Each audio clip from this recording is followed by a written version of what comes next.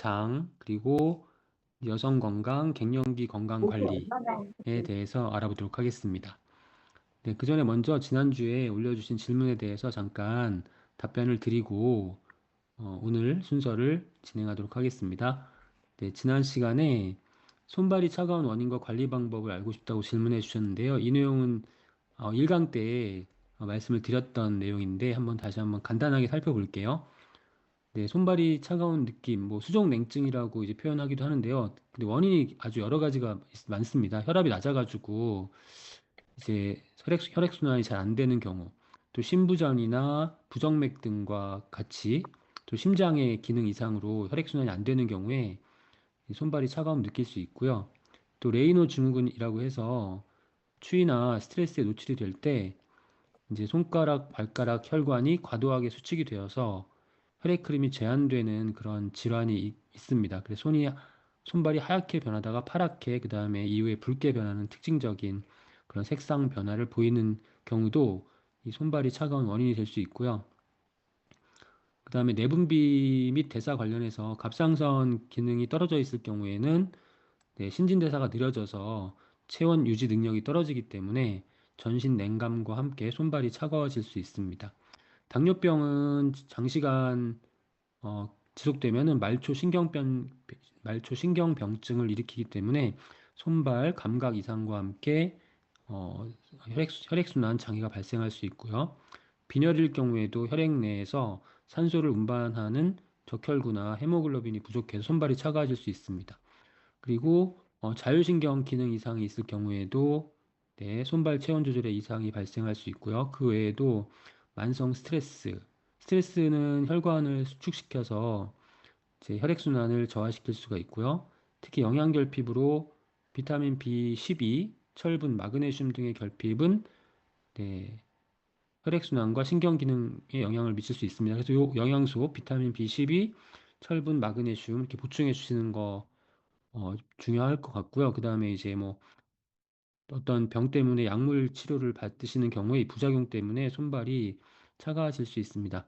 그래서 이제 이런 경우에는 이제 가벼운 운동을 꾸준히 해주시는 게 좋아요. 걷기나 스트레칭, 요가 등을 추천을 하고요.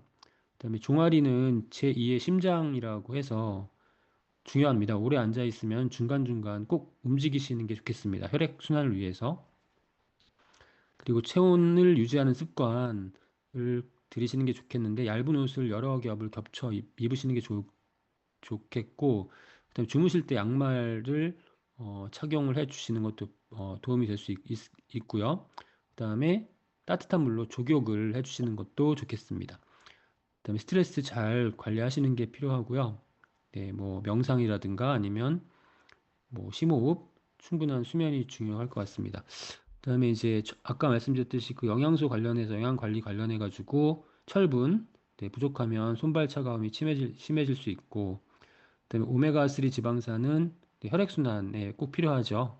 네, 오메가3 지방산 그리고 코엔자임 Q10 심장이 정상적으로 정상적으로 작동을 하면 해야 되기 때문에 이제 코엔자임 Q10도 추천을 하고 이제 비타민 C나 비타민 E 같은 경우에는 혈관의 탄력을 유지하는 데 도움이 될 수 있습니다. 그리고 또 갑상선 기능이 떨어졌을 때에 이제 도움이 될 수 있는 그러한 영양소로서 이제 비타민 미네랄과 특히 이제 아연과 셀레늄 등을 함께 이렇게 보충해 주시면 도움이 되겠습니다. 네, 류마티스 관절염 진단을 받으셨는데 아침에 일어나시면 손목도 아프고 손마디도 저리고 관절이 뻣뻣하다고 하셨고요. 어떻게 해야 개선이 되는지 또 영양소도 추천을 요청하셨습니다. 가족력은 없다고 하셨고요. 류마티스 관절염은 자가 면역 질환이고 이제 관절에 문제가 생기는 특징이 있기 때문에 관절의 염증을 줄이고 기능을 보존하는 것이 핵심이라고 할 수 있겠습니다. 그래서 이제 항류마티스제나 생물학적 제제 등과 같이 전문의가 처방한 약물을 임의로 중단하지 않고 그냥 계속 꾸준히 섭취하시는 게 중요합니다. 임의로 중단하지 마시고요. 왜냐하면 관절 변형을 예방해야 되기 때문에 그렇습니다. 그리고 이 적절한 휴식과 운동을 잘 조화를 하셔야 되는데 염증기, 그러니까 급성기에는 관절이 붓고 열이 날 때는 충분한 휴식을 취해서 관절을 보호하시는 게 필요하고 안정기, 통증이 줄어들고 염증이 좀 줄어들면 수영이나 실내 자전거, 가벼운 걷기 등 충격이 적은 유산소 운동과 근력 운동을 병행해 주시는 것이 좋습니다. 그래서 관절 주변 근육을 강화시키는 것이 이제 관절을 이제 부담을 주지 않고 건강에 유지하는 데 도움이 되기 때문에 근력 운동 병행해 주시고요. 오메가3 지방산은 강력한 항염증 작용을 발휘하죠. 네, 관절염이 염증이잖아요. 네, 관절 통증 및 뻣뻣함을 완화시킬 수 있다는 결과가 많이 발표되었습니다. 그리고 항산화 영양소, 네, 활성산소를 제거해서 관절 세포의 손상을 방지하는 게 중요할 것 같고요. 그다음에 비타민 C 같은 경우에는 우리가 결합 조직, 콜라겐 합성을 지원하잖아요. 콜라겐 합성에 비타민 C가 반드시 필요합니다. 그래서 관절과 근육을 강화하는 데 비타민 C가 중요합니다. 또 이 자가 면역 질환이기 때문에 비타민 D와 아연을 보충해 주시면은 면역 체계를 전반적으로 개선하는 데 도움을 줄 수 있습니다. 다음 질문은 새치나 흰머리의 원인, 관련 있는 영양소. 원인은 뭐 여러 가지가 있겠죠. 유전, 노화, 스트레스, 영양 불균형, 또 질병으로는 갑상선 질환도 새치나 흰머리의 원인이 될 수 있고 빈혈이나 당뇨 혹은 신장 기능 저하도 새치나 흰머리의 원인이 될 수 있다고 합니다. 관리 방법으로는 두피 마사지를 좀 자주 해주시고 이 자외선이 두피에 바로 노출이 되면은 네, 이런 그 모공 모낭에 또 나쁜 영향을 미치고 이런 새치나 흰머리의 원인이 될 수 있으니까 자외선 차단해 주시는 게 필요하겠습니다. 모자를 좀 쓰시는 게 좋겠고요. 충분한 수면과 네, 휴식, 그다음에 금연도 필요합니다. 영양 관리로는 비타민 B군, 특히 이제 판토텐산과 비오틴, 비타민 B12, 네, 철분과 아연을 추천합니다. 우리 블랙푸드가 검은색 음식이 새치나 흰머리에 좋다라고 하는데요. 네, 그 이유는 검은콩이나 검은깨 등과 같은 식품에는 단백질과 또 앞서 말씀드렸던 비타민 B군이 풍부하기 때문에 두피와 모발 건강에 도움이 될 수 있습니다. 그래서 블랙푸드를 많이 섭취하시는 것도 좋겠습니다. 그 전반적인 건강을 위해서 유산균과 단백질, 종합 영양제를 잘 섭취하고 운동도 하시는데 음식을 천천히 섭취해도 자주 체하신다고 합니다. 이럴 경우 어떻게 하는 게 좋을까요? 네, 단백질은 분자량이 아주 커서 소화가 잘 안 되는 영양소거든요. 그리고 단백질을 소화시키려면 위산에서도 단백질 분해 효소가 분비되고 위에서도 분비되고 장에서도 분비가 됩니다. 소화를 이렇게 막 잘 시켜야 되니까 위산 효소 등이 필요합니다. 효소 제품을 같이 병행해 섭취해 주시면은 소화하는 데 도움이 될 수 있습니다. 그리고 이제 종합 영양제라든가 유산균 등도 식후에 섭취하시는 게 좋겠습니다. 왜냐하면은 식전에 섭취하면 위산이 이제 분비가 되고 이렇게 되면은 불편함을 느끼실 수 있으니까 식후에 섭취하실 것을 권장하고 그다음에 아침 식사를 만약에 안 하신다고 하면 뭐 하시는 게 좋은데 물을 한 컵을 먼저 드시고 좀 위산을 어느 정도 위를 좀 중화시킨 다음에 섭취를 해주시는 것을 추천하고요. 불편하시면은 식사를 하시는 중간에 이제 그 더블엑스나 아니면 유산균을 섭취하시고 그다음에 식사를 마저 하시는 방법도 추천합니다. 그다음에 충분히 수분을 섭취해 주셔야지 이러한 영양소가 잘 이용이 될 수 있고요. 그다음에 처음에는 건강기능식품을 처음에 적은 양으로 시작하시는 게 좋아요. 왜냐하면은 우리가 섭취하지 않던 영양소를 섭취하게 되면은 처음에 우리 몸은 섭취하지 않던 영양소가 들어오니까 이게 일시적으로 이제 과잉으로 판단할 수 있거든요. 그래서 이제 그런 불편한 증상이 나타날 수 있기 때문에 좀 적은 양으로 섭취하실 것을 권장을 드립니다. 그리고 위 얼마 건강에 도움이 나왔어요? 되는 그런 그거 아직 영양소들이 있어요. 그것도 아니고 오늘 그 안 거예요. 주제이기도 아, 합니다. 아직도? 그래서 잠시 그거 후에 그걸 본인이 어, 다니는 거죠? 왜 그렇게 나오는 되는 그 게 위 건강과 95만 관련된 원이니까. 그런 영양소를 충분히 섭취하시는 것도 그게 좋겠고요. 7kg 그다음에 측정해야지. 뭐 스트레스도 그러면 세수를 이제 조금 위에 다 그런 나와요. 불편함을 아니면 유발시킬 수 우리는 있으니까 스트레스 유병자로 관리하시는 것 또 필요하고 들어가갖고 혹시 이제 의학적으로 확인이 필요한 부분이 있어요. 그 자주 이제 보니까 위가 안 좋다거나 좀 싸기도 불편함을 세운지 몇 느끼시거나 번 체하거나 먹었는데도 이러면은 위에 이제 다른 11,800원이요? 몇 번 검사가 먹었잖아요. 필요한 한 문제가 있을 수 4-5번. 있거든요. 예? 예를 들면 그래서 싸기도 헬리코박터 해가지고 파일로리 균 그런 다 감염이라든가 맛있더라고요. 아니면 기능성 좀 소화불량이라든가 뭐 보냅시다. 이런 문제가 있을 수 있기 합쳐서 때문에 또 좀 공단부장이 검사를 있구나. 받아보실 그 필요도 이만 있고요.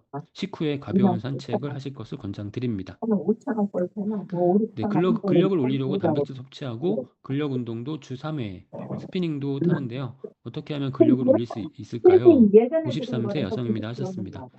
네, 서울대 단백질은 근력을 그것도 좀 5천만 원 쓴 거. 보충하기 위해서는 단백질과 수분 섭취가 중요하죠. 둘 중에 하나라도 그럼 안 되면은 근육이 잘 생성되지 옛날 않습니다. 거는 단백질과 그러니까 옛날 수분입니다. 거는 그리고 그렇게 그런 오래돼서 단백질은 팔찌이나 아침에 좀 미국하고 섭취를 해주시는 게 더 근데 유리해요. 왜냐하면은 밤에 아직은 주무실 때 성장 호르몬이 우리는 분비가 되고 아프고 나서 그때 이제 들었기 근육 성장 때문에 호르몬이 근육을 이제 합성하는 그런 고혈압이나 역할을 하기 당뇨 이런 거 때문에 있으면 다 아침에 무조건 일어나셔서 하고 단백질을 다녀서 보충하시는 게 근육을 형성하는 데 필요합니다. 70kg도 비급여제 그리고 하루에 이렇게 쭉 그래갖고 얼마 골고루 나온 거예요? 단백질을 얼마 나올 나눠서 섭취를 하시는 것이 더 좋습니다. 왜냐하면 한꺼번에 우리 몸이 단백질을 대사할 수 없기 때문에 나눠서 섭취하시는 게 좋겠다. 그다음에 이제 근육 운동 하실 때에도 만약에 웨이트 트레이닝을 하실 때 가벼운 무게로 많이 반복하는 것보다 50대 초반이시니까 8에서 12회 정도 반복했을 때 더 이상 힘들어서 못 들겠다 정도의 무게를 선택해야지 이제 성장 호르몬과 근육 자극이 극대화될 수 있습니다. 근데 물론 이제 60대 정도 되시면은 그때는 가벼운 무게로 반복하시는 게 필요하고요. 지금은 아직 50대 초반이시니까 약간 근육에 더 자극을 주시면은 근육이 더 증가할 수 있겠죠.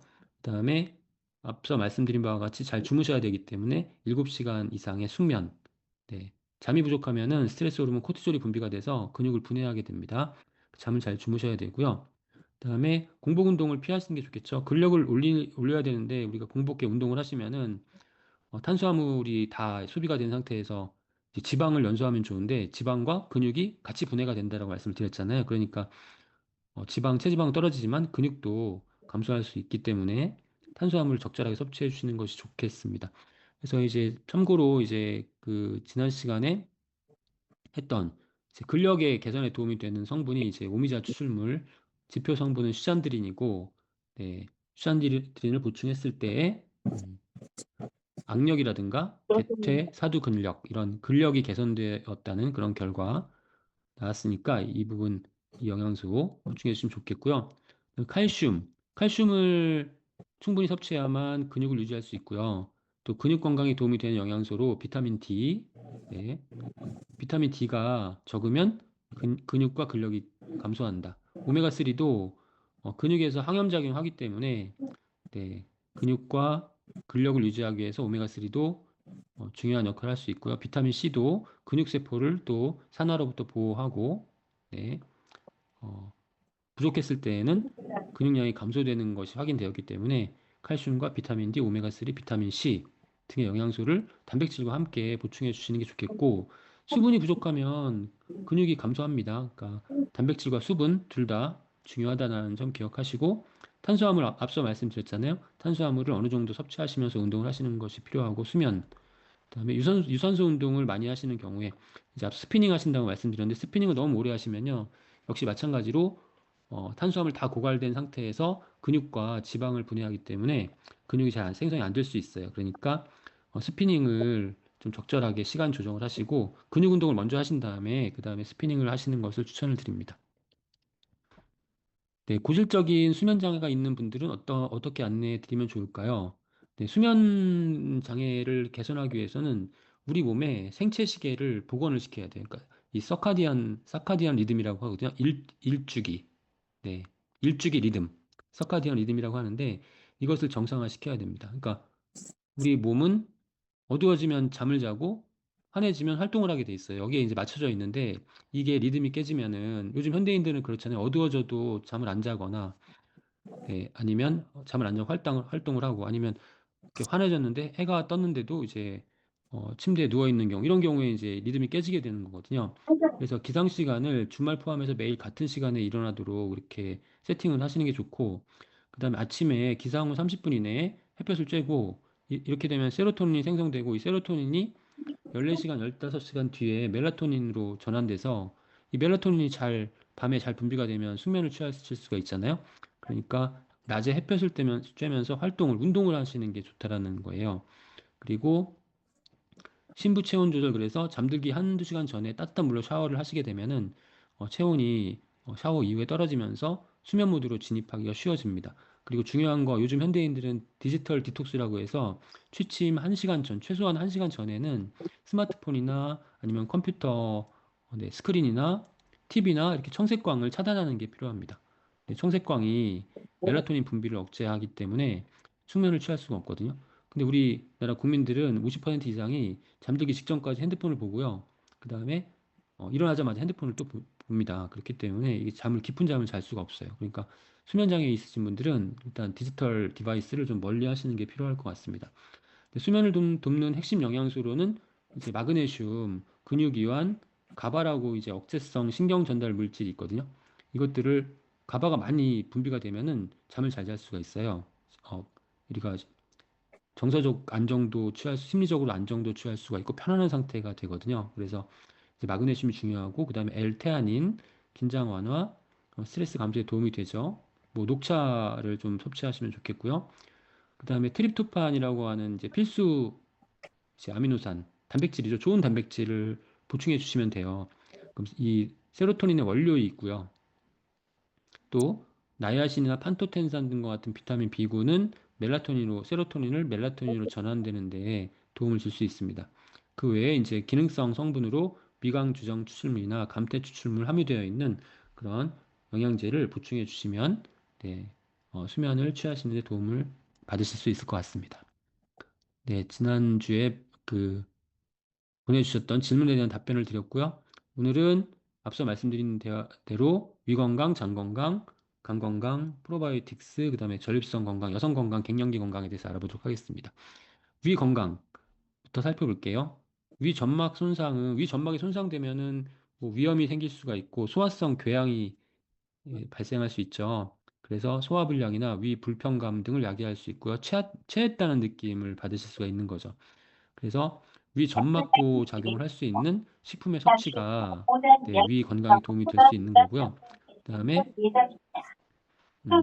위의 소화효소 활성을 촉진시킨다거나 소화액 분비 촉진, 소화관의 운동 기능 개선 등을 통해서 위의 소화 기능에 도움을 줄 수 있습니다. 위 점막을 보호해서 위 건강에 도움을 줄 수 있음이라고 하는 기능성을 인정받은 성분은 바로 인동덩굴 꽃봉오리 추출물, 우리 제품에 있습니다.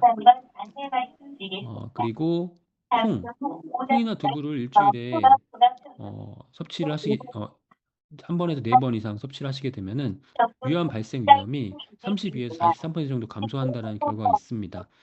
그래서 우리 나라 국민들에게 많이 발생하는 암 1, 3위에 위암이 포함되잖아요.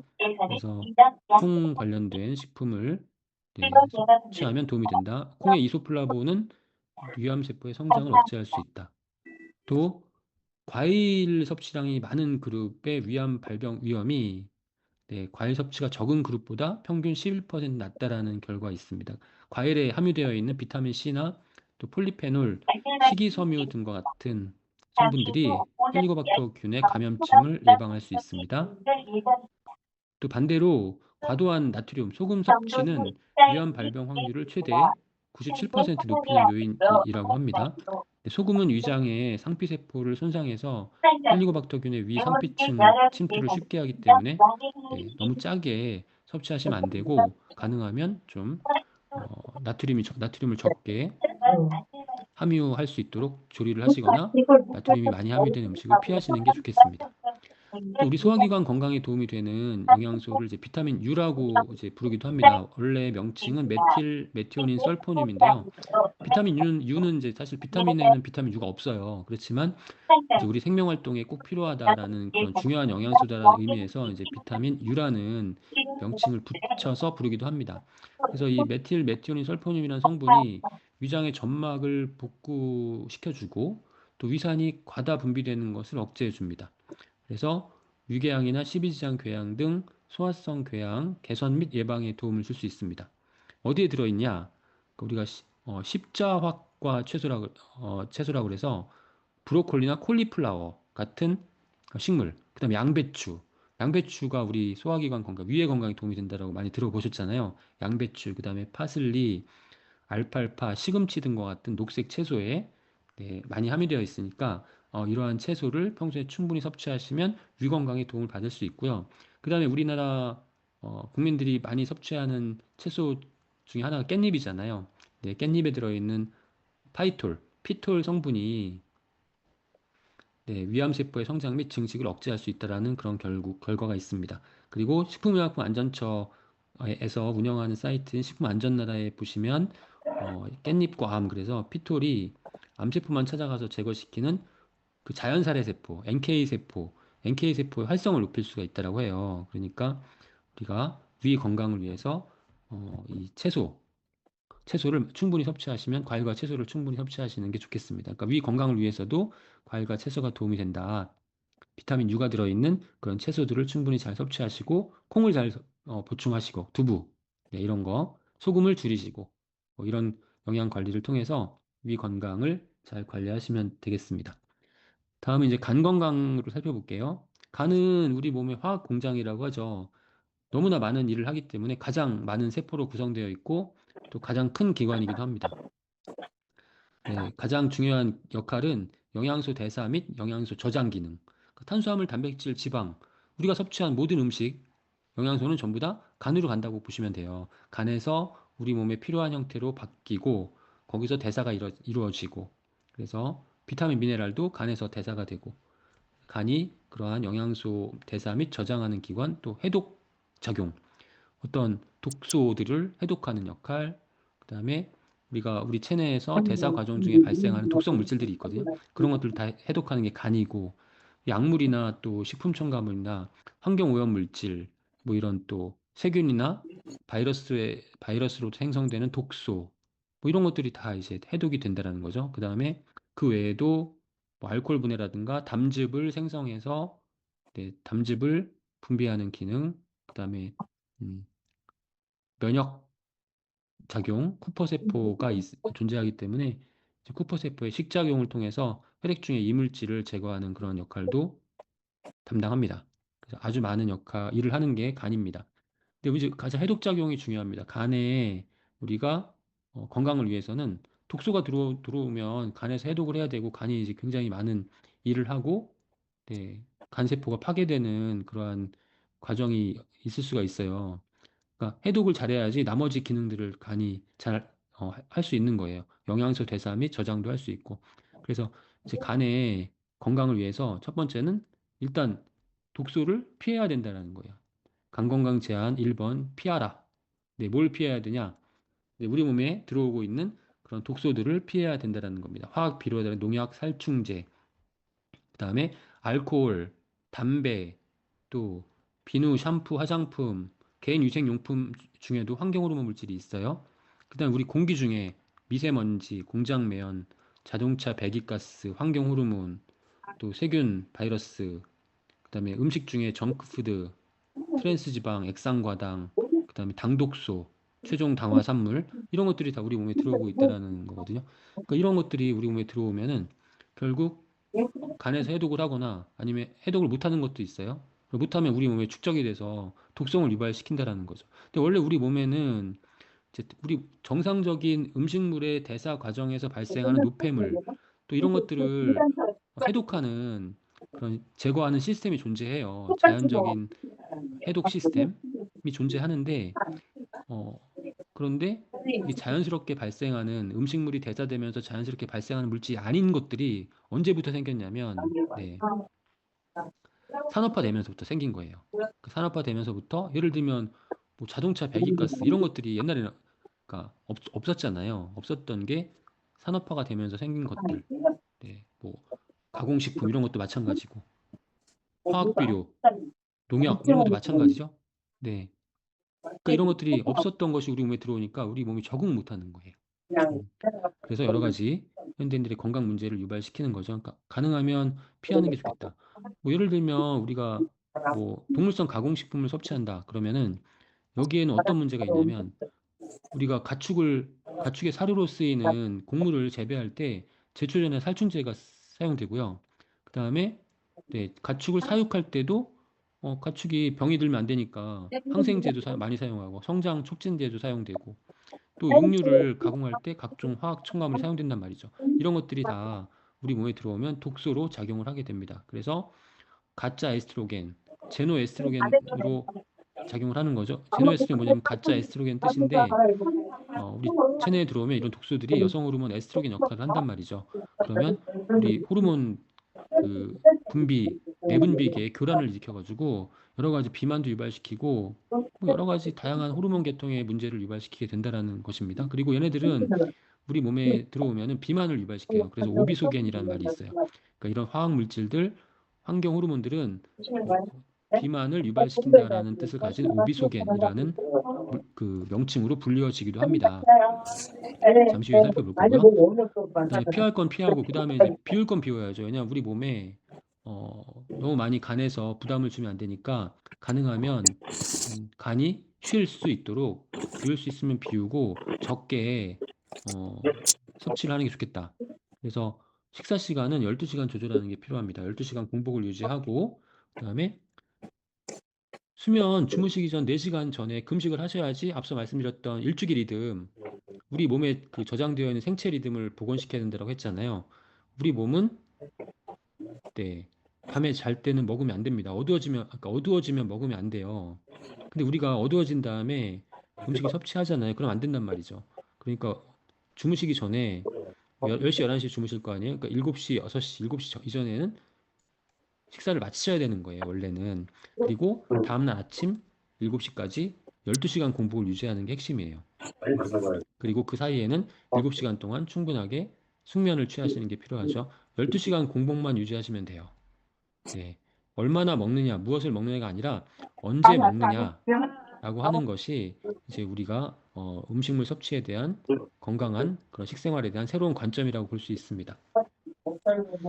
또, 네, 메디컬 뉴스 투데이, 미국의 아주 유명한 그런 건강 저널인데 여기서도 음식을 줄이는 것이 해독의 주 역할을 하는 간 건강을 증진하고 해독에 관여하는 효소의 기능을 향상시킬 수 있다. 해독을 위해서는 단식이 중요하다라고 강조를 하고 있습니다. 그렇다고 해서 우리가 여러분들께 전문가들이 단식을 뭐 24시간, 48시간 단식을 해라 이렇게 말씀드리는 거 아니에요. 최근에 뭐 간헐적 단식 그래가지고 16시간 단식, 뭐 24시간 단식 이렇게 나오는데요. 16시간, 24시간 단식을 하실 필요가 없어요. 그냥 12시간 단식만 하시면 12시간 공복 유지만 하시면 12시간 공복 유지는 단식이라고 우리가 얘기를 안 하잖아요. 그러니까 저녁에 7시에 식사하시고 그 다음날 아침 7시까지 아무것도 안 드시면 돼요. 그러면 12시간 공복 유지가 되잖아요. 이건 단식이 아니잖아요. 그냥 정상적인 식생활 하시면 12시간 공복을 유지하실 수 있다 이겁니다. 그래서 반드시 12시간 공복을 유지하시는 것이 필요합니다. 그러니까 우리가 1년 내내 365일 12시간 공복을 유지할 수 있잖아요. 그럼 우리 몸이 정말 건강해져요. 네. 그런데 이걸 못 하시니까 여러 가지 그런 건강상의 문제점이 발생하는 거예요. 12시간 공복을 꼭 기억하셔야 돼요. 12시간 공복이 안 되니까 간헐적 단식이 나온 거예요. 16시간 공복해라, 24시간 단식해라 이런 관리 방법들이 제한이 되는 거지 12시간 공복을 유지하면 이런 게 나오지도 않아요, 사실은. 그러니까 12시간 공복을 유지하는 게 중요하다. 그리고 이 간헐적 단식에서 중요한 것은 16시간 동안 만약에 16시간 동안 간헐적 단식을 하는데 16시간 단식하는 게 중요한 게 아니고요. 8시간 동안 무엇을 먹는가가 중요한 거예요. 그러니까 간헐적 단식을 만약에 하시더라도 16시간 동안 안 먹고 8시간 동안 아무거나 막 다 먹고 싶으면 먹으면 되지 이게 아니라는 거예요. 간헐적 단식 16시간을 지속적으로 하신 분들이 나중에 심혈관 질환이나 당뇨의 위험성이 훨씬 더 높아져요. 왜냐하면 네, 8시간 동안 아무거나 막 드셨기 때문에 그래요. 그러니까 뭘 안 먹느냐가 중요한 게 아니라 먹을 때 뭘 먹느냐가 중요하다는 점도 꼭 기억하셨으면 좋겠습니다. 그다음에 세 번째는 이 간의 해독 능력을 재건하는 겁니다. 지금 보시는 그림은 간에서 해독되는 과정을 이게 표현한 그런 그림인데요. 이거 굉장히 복잡하죠? 복잡한데 뭐 다 기억하실 필요 없고 이것만 기억하시면 돼요. 간 해독 과정에서 꼭 필요한 영양소, 간에서 해독을 하기 위해서 꼭 필요한 영양소는 비타민 B군과 항산화 영양소와 필수 아미노산이다. 이렇게 세 가지만 기억하시면 돼요. 비타민 B군과 그다음에 항산화 영양소라고 하면 뭐 비타민 C도 있고 코엔자임 Q10도 있고 여러 가지가 있잖아요. 셀레늄도 있고 또 밀크 시슬에 들어있는 실리마린도 있고 이게 이제 항산화 영양소. 그다음에 필수 아미노산 그러면은 네, 그냥 좋은 단백질. 왜냐하면 아미노산 단백질의 구성 성분이 아미노산이기 때문에 좋은 단백질을 보충해 줘야 된다. 해독을 위해서 좋은 단백질을 보충해야 된다. 좋은 단백질이라면 어떤 단백질이 좋은 단백질일까요? 네, 네, 식물성 단백질이 좋은 단백질이에요. 그리고 이렇게 포함 여기 나와 있는 영양소를 보면 글루타치온이 있어요. 글루타치온도 이렇게 간의 해독 작용에 관여를 한다 정도 알고 계시면 돼요. 그런데 이러한 영양소들이 이러한 영양소를 잘 보충해 줄 수 있는 그런 식품이 뭐냐면 제철 채소와 과일, 그다음에 통곡물, 해조류, 두부, 발효식품, 견과류, 등푸른 생선 등이라는 거예요. 그리고 이제 이 간 해독 경로를 망치는 그런 식품들이 있잖아요. 이런 식품들은 피해 주셔야겠죠. 인스턴트 식품, 가공육과 붉은 고기, 동물성 지방, 트랜스 지방, 그다음에 백미, 백설탕, 각종 밀가루, 화학 첨가물 이런 걸 피해 주셔야 된다는 거예요. 그렇게 해야만 이제 간에서 잘 해독을 할 수 있다. 그리고 뭐 지난 시간에 말씀을 드렸지만 해독의 핵심은 간도 있지만 장도 있다. 왜냐하면 우리가 간에서 해독을 잘 해가지고 노폐물을 밖으로 내보낼 때 배설을 시켜야 되는데 장에서 만약에 이게 재흡수가 되면은 아무 소용이 없다라는 거예요. 그래서 장이 건강해야만 이러한 노폐물을 재흡수 안 시키고 밖으로 배출을 시킨다. 그래서 프로바이오틱스가 건강한 장세포를 유지하는 데 도움이 되고 역수송체, 노폐물이 재흡수되는 것을 막아내는 역수송체를 활성화시켜 가지고 노폐물의 재흡수를 억제해야 된다. 노폐물을 잘 배설시켜야만 그래야만 해독이 완성이 된다라는 말씀을 드렸죠. 네, 그래서 해독이라는 것은 간에서 이루어지지만 완성이 되는 것은 장에서 재흡수가 안 돼야 되기 때문에 장이 건강해야만 결국 해독이 완성이 된다는 거예요. 그러니까 간과 장이 아주 밀접한 관련이 있다. 네. 그 해독 시스템을 재건하려면 간 건강과 장 건강에 같이 주의를 기울이셔야 된다. 이 부분이요. 오늘 그 후반부에 나올 여성 건강 파트의 핵심이에요. 이걸 잘 기억하고 계셔야 돼요. 여성 건강 파트에서 다시 한번 말씀드릴 거예요. 이 부분을 잘 기억하셔야 돼요. 이 부분이 해결돼야지 여성분들의 건강 문제가 해결됩니다. 네, 잘 하시라는 말씀 다시 한번 드리면서 네, 넘어가 보도록 하겠습니다. 간 건강과 실리마린. 이 밀크시슬이 간에 도움이 되는 그러한 허브죠. 여기엔 실리마린이라는 성분이 들어 있습니다. 이 실리마린이라는 성분이 섭취하면은 ALT 수치, AST 수치가 개선이 됩니다. 그러니까 ALT, AST는 뭐냐면 예전에는 GOT, GPT라고 불렸거든요. 간 효소입니다. 간 효소. 간 효소는 간세포 안에 있어요. 간세포 안에서 여러 가지 간세포가 아까 말씀드렸던 그런 여러 가지 일을 할 때 도움을 주는 게 간 효소거든요. 근데 간세포가 파괴가 되면 간세포가 막 힘이 들어가지고 파괴가 됐어. 그럼 간세포에 있던 이 효소들이 밖으로 흘러나와요. 그럼 혈액 중에 흘러나오기 때문에 혈액 검사를 하면 이 수치가 높아지거든요. 그러니까 ALT 수치나 AST 수치가 높아졌다 이러면 무슨 얘기냐면 간세포가 많이 파괴됐다. 간이 지금 안 좋다라는 의미예요. 그러니까 이 수치가 높으면 안 돼. 낮아야 돼. 근데 높게 나왔다 그러면 간이 지금 안 좋은 상태다라고 이제 판단을 하게 되는 거예요. 근데 밀크시슬을 추출물을 섭취를 했더니 이 수치가 낮아졌다. 이 얘기는 무슨 얘기예요? 간세포가 다시 회복이 되었다. 라는 의미가 되는 것이죠. 그래서 이 실리마린이 간 건강에 도움이 되는 그러한 영양소로 이제 자리매김을 하게 되었습니다. 네, 간에 대한 그런 내용들 좀 말씀을 드렸고 이제 장 건강에 대해서 알아보겠습니다. 장 건강. 우리나라 국민들의 소화기 건강 문제가 다양하죠. 근데 사실은 이 소화기 계통의 건강은 1980년대, 70년대 이전에는 네, 그렇게 문제가 되지 않았습니다. 우리나라 국민들의 소화기관이 건강했거든요. 근데 갑자기 식생활이 서구화되면서 여러 가지 문제가 발생하게 된 거예요. 그러니까 육류의 섭취량도 증가했고, 그다음에 인스턴트 식품이나 패스트푸드, 가공식품 등을 많이 섭취하게 되고 그렇게 되니까 우리나라 국민들은 뭐 수천 년 동안 식물성 식품 위주의 우리 소화기관이 적응이 돼 있었는데 이제 갑자기 그런 섭취하지 않았던 식품들이 식품들을 섭취하다 보니까 우리 소화기에 적응 못하게 되면서 여러 가지 문제가 생기는 거예요.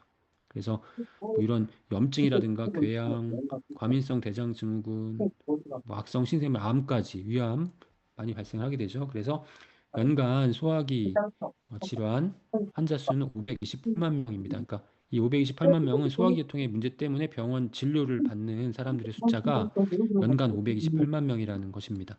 아주 많은 숫자죠. 우리가 상상하는 것보다 훨씬 더 많은 인원이 소화기 건강 문제를 가지고 있습니다. 이 소화기 건강 문제를 얘기할 때 많이 등장하는 용어가 장누수 증후군, 장누수. 그러니까 장이 샌다는 얘기예요. 새는 장 증후군이라고 부르기도 합니다. 사실 이제 이 장누수 증후군은 정식 질병으로 분류되진 않습니다. 그렇지만 미국 등에서는 장의 건강 상태를 설명할 때 일반적으로 장누수 증후군, 리키것 신드롬이라는 용어를 사용하고 있습니다. 이제 이 장이 샌다는 의미고 이제 만성 염증성 질환, 궤양성 대장염 또 자가면역 질환을 유발시킬 수 있습니다. 이걸 왜 새는 장 증후군이라고 부르냐면 이제 그림을 보시면은 왼쪽 그림은 이렇게 장세포예요. 이게 장세포가 틈이 있으면 안 되거든요. 장세포 사이가 딱 밀착이 되어 있어야 돼요. 이걸 세포 간 밀착 접합이라고 해요. 이게 떨어져 있으면 안 돼요. 그래서 우리가 먹은 음식이 우리 몸에 들어갈 때는 이 장세포를 거쳐서 들어가야 돼. 음, 장세포를 통해서 인체로 들어가야 되는데 오른쪽 그림을 보시면 지금 장세포 사이사이가 벌어져 있잖아요. 그러니까 장세포 사이사이로 이게 우리 몸으로 지금 들어가는 거예요. 그러니까 장세포를 통과하게 되면은 독성 물질이나 그런 이물질은 장세포에서 다 막아주거든요. 그런데 이 장세포 사이에 벌어진 틈을 통해서 우리 몸으로 흡수가 되면 이물질이나 독소가 그냥 그대로 다 흡수가 되는 거예요. 그러니까 우리 몸에 독성 물질이 퍼지고 네, 그런 독성이 유발되면서 여러 가지 문제가 발생하는 거죠. 이런 것들을 이제 새는 장 증후군이라고 하는 겁니다. 그래서 결국 여기서 이제 이 장 문제를 해결하기 위해서 결국 이제 장이 안 좋으면은 우리 몸 전체에 다양한 그런 독소 반응이 나타나기 때문에 이 장 문제, 장 건강 문제를 해결하기 위해서는 이 장 세포가 빽빽하게 잘 밀착이 되어 있어야 된다. 밀착이 되어 있어. 이 문제를 해결해야 된다는 것입니다. 네, 이 문제를 그래서 이제 이 새는 장 증후군, 장 누수 증후군은 어떻게 이제 관리를 해야 되는지를 좀 알아보도록 할 텐데요. 일단은 장 누수 증후군이 발생하는 원인들에 대해서 살펴볼게요. 현대인들 뭐 음주, 흡연, 동물성 단백질이 뭐예요? 육류나 뭐 패스트푸드 이런 거잖아요. 트랜스 지방, 글루텐, 설탕, 스트레스, 장내 유해균, 중금속 등과 같은 환경 오염, 항생제 등 약물 등 뭐 약물 이렇게 섭취하시면서 결국은 네, 여러 가지 문제가 발생합니다. 과민성 대장 증후군, 그다음 면역력 저하, 만성 피로, 두통, 불면, 우울, 또 알러지, 여드름, 건선, 피부 문제. 이 피부 문제 아주 중요합니다. 네, 피부에 관심이 많으실 텐데 장이 안 좋으면 피부가 안 좋은 거죠. 네, 뭐 잠시 후에 장 피부축에 대해서 말씀을 드릴 겁니다. 자가 면역 질환, 아토피나 천식, 그다음 비염, 관절염, 루푸스나 크론병 등과 같은 이러한 그러한 질병들이 많이 발생할 수 있다라는 것이죠. 그래서 이제 이 부분을 해결하기 위해서 이제 소화기관의 건강에 도움이 되는 그런 영양소를 추천을 하는 거죠. 식이섬유가 소화기관 건강에 도움이 되는 겁니다. 일단 식이섬유는 과일이나 채소, 해조류 등에 다량 함유된 그런 섬유질 또는 셀룰로스로 알려진 성분이고 난소화성 다당류의 총칭, 사람의 소화 효소는 분해되지 않는 고분자 화합물이라고 하는 난소화성 다당류. 난소화성, 소화가 안 된다는 얘기고 다당류는 뭐예요? 당이 여러 개 붙어 있다. 탄수화물이에요. 탄수화물의 구성 단위가 당이기 때문에 다당류라고 하면 탄수화물을 의미합니다. 탄수화물에 속하는 거예요. 이 식이섬유는. 그래서 우리가 탄수화물 섭취할 때 좋은 탄수화물을 섭취해라 라고 하는 건 어떤 탄수화물 섭취하라는 거예요? 복합 탄수화물 섭취해라. 통곡물, 채소 이런 탄수화물 섭취하라고 얘기하는 거죠. 네, 식이섬유엔 수용성 식이섬유와 불용성 식이섬유가 있는데 수용성 식이섬유는 물하고 친합니다. 물에 잘 녹습니다. 그리고 세균들이 우리 몸에 프로바이오틱스 유익한 균들이 먹이로 사용합니다. 그리고 열량을 좀 발생시킵니다. 열량을 아예 시키지 않는 게 아니라 약 그람당 2kcal 열량을 발생시킵니다. 우리가 이제 영양 성분으로 알려져 있는 아라비아 검, 구아검, 펙틴 등의 그런 성분이 이제 수용성 식이섬유이고 과육이나 두류나 해조류 등에 이제 포함이 되어 있습니다. 불용성 식이섬유는 말 그대로 물과 친하지 않습니다. 그리고 세균에 의해 분해되지도 않습니다. 그럼 불용성 식이섬유는 어떤 역할을 하느냐? 네, 배변량과 배변 속도를 증가시킵니다. 네, 배변량, 변의 양을 증가시키고 배변 속도를 빠르게 한다는 거죠.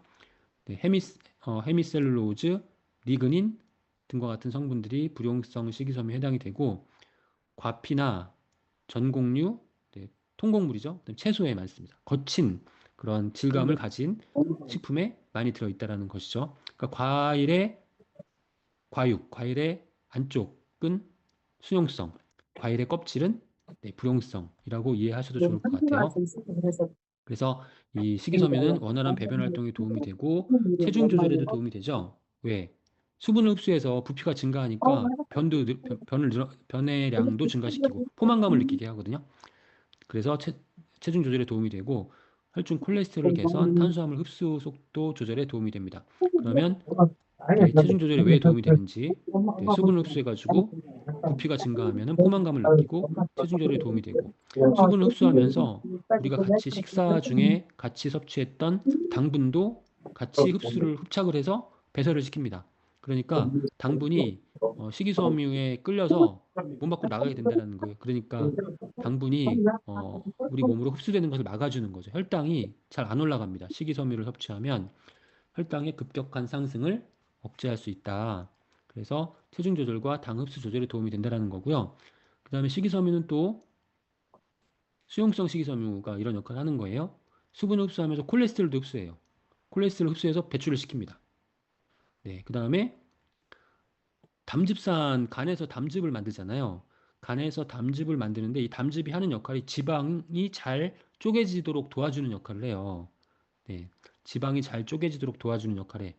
그러니까 지방을 섭취하면 담즙을 분비해가지고 지방을 좀 약간 잘게 쪼개는 역할을 하는 거예요. 그런데 이렇게 담즙이 그 자기 역할을 한 다음에 다시 재흡수가 돼. 다시 90%가 장에서 재흡수가 돼서 간으로 돌아와요. 그래서 다시 담낭으로 갔다가 다시 또 재사용이 되는 거예요.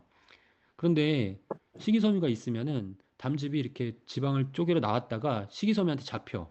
그래서 잡혀서 밖으로 나가게 되는 거예요. 그럼 다시 못 돌아가잖아요.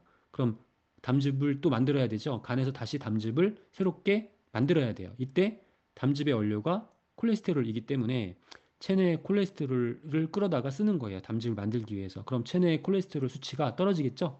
네. 담즙을 만들어야 되니까. 그러니까 체내의 콜레스테롤 수치가 떨어져요. 그러니까 콜레스테롤 관리하는데 네, 도움이 될 수 있는 거예요. 담즙도 결합시켜서 배출시키기 때문에 지방도 또 이게 또 흡착을 시켜서 배출시키기 때문에 지방의 또 흡수를 느리게 하는 것도 늦추는 것도 이 식이섬유의 역할이고 그 다음에 이 수용성 식이섬유가 대장으로 가면은 대장에서 유익한 균들의 유익한 미생물의 먹이가 됩니다. 그래서 그 먹이가 돼서 또 새로운 대사 산물이 만들어지죠. 포스트바이오틱스라고 하죠. 짧은 사슬 지방산이 생성이 되는데 이 짧은 사슬 지방산이 간으로 이제 들어가면 간에서 콜레스테롤 합성 경로를 억제하게 됩니다. 그러니까 뭐 다양한 경로를 통해서 1, 2, 3번 다양한 경로를 통해서 이 식이섬유는 콜레스테롤 수치를 낮추는 그러한 역할을 하게 되는 것이죠. 그래서 이 식이섬유는 콜레스테롤 조절에 도움이 된다. 또 식이섬유는 디톡스에 아주 중요한 역할을 하는 그러한 영양 성분이에요. 식이섬유는 장내에서 독소를 흡착, 배출하는 데 도움이 되고, 그다음에 간이 독소를 분해한 후 그 부산물을 효과적으로 제거하는 데 기여를 하게 됩니다. 네. 담즙을 흡착해서 밖으로 이제 배설시킨다고 했잖아요. 그러니까 이거 보통 간에서 해독한 노폐물은 담즙과 함께 소화기관으로 쫙 분비가 돼서 배설이 돼야 되는데 이때 식이섬유가 있으면 착 붙잡아가지고 밖으로 싹 빼낸다라는 거죠. 그러니까 다시 장에서 재흡수될 가능성이 떨어지기 때문에 디톡스에 도움이 된다는 의미고, 그다음에 식이섬유는 장내 유익균의 성장을 촉진합니다. 그래서 식이섬유가 이제 장내 유익균의 먹이가 된다라는 의미에서 프리바이오틱스라는 용어를 쓰죠. 프리바이오틱스. 그래서 염증을 유발하는 유해균을 줄일 수 있기 때문에 네, 우리가 해독기관의 건강을 유지할 수 있는 데 도움이 된다라는 것입니다. 그 여러 가지 이유 때문에 네, 식이섬유는 이 디톡스 영양소로 분류가 됩니다. 그래서 디톡스 할 때는 우리가 수분과 식이섬유가 빠지지 않는 것이죠. 네. 그 프로바이오틱스는 이제 적당량을 섭취했을 때에 인체에 이로움을 주는 살아있는 균을 총칭합니다. 그래서 지금 이제 여러 가지 뭐 프로바이오틱스 얘기했고, 그 다음에 프리바이오틱스도 얘기했죠. 프리바이오틱스는 뭐죠? 네, 식이섬유, 유익균의 먹이가 프리바이오틱스, 식이섬유고, 그 다음에 유익균은 프로바이오틱스고, 또 이 먹이를 먹고 이 유익균이 건강에 도움이 되는 새로운 성분을 만들어내. 이게 포스트바이오틱스. 그래서 프리바이오틱스, 프로바이오틱스, 포스트바이오틱스가 이렇게 엮여 있어요. 엮여 있어. 네. 다 중요합니다. 프리바이오틱스, 프로바이오틱스, 포스트바이오틱스. 다 중요해요. 그래서 뭐 예를 들면 프리바이오틱스의 중요한 건 식이섬유나 네, 프록토올리고당, FOS라고 하는 프록토올리고당. 이게 먹이로서 중요한 거고. 그 다음에 당연히 프로바이오틱스, 좋은 균이 당연히 중요하겠죠. 네, 비피도박테리움 같은 거. 프로바이오틱스 중요한 거고. 프로바이오틱스가 만들어내는 그런 대사산물, 포스트바이오틱스 중요하죠. 단쇄지방산 네, 같은 거. 단쇄지방산. 우리가 우리가 그 장 검사하고 유익균 섭취하고 또 검사할 때 이 검사 지표, 우리 장 건강이 좋아졌는지 안 좋아졌는지 확인하는 지표가 두 가지가 있잖아요. 균 다양성, 좋은 균이 얼마나 다양해졌는가. 그 다음에 또 하나는 포스트바이오틱스, 단순 지방산의 양이 얼마나 증가했는가를 장 건강 개선 지표로 확인하게 되는 것이죠. 그래서 프로바이오틱스는 기능성 내용으로는 유산균 증식 및 유해균 억제, 배변 활동을 원활하게 한다. 장 건강에 도움을 준다. 이렇게 기능성 내용은 이렇게밖에 인정받은 게 없어요. 근데 정말 중요한 부분들은 이제 이 외에 있거든요. 그 중요한 부분이 어떤 건지 살펴볼게요. 장 기관축입니다. 장 기관축. 장은 신체의 모든 기관과 다 연결이 되어 있습니다. 장 간축, 장이 건강해야지 간이 건강하다는 거고, 장 심장, 장이 건강해야지 심장이 건강합니다. 장 피부축 마찬가지고, 장 뇌축, 장 신장, 장 뼈축 다 연결이 되어 있다는 거예요. 장은 단순히 소화만 하는 기관이 아니라 모든 신체 기관과 연관이 되어 있다. 네. 그래서 중요한 이게 불과 알려진 지 한 3, 40년도 안 된 그러한 개념이에요. 장이 모든 기관과 연관이 되어 있다. 그러니까 우리가 건강을 유지하려면 가장 기본적으로는 장이 건강해야 된다는 것입니다.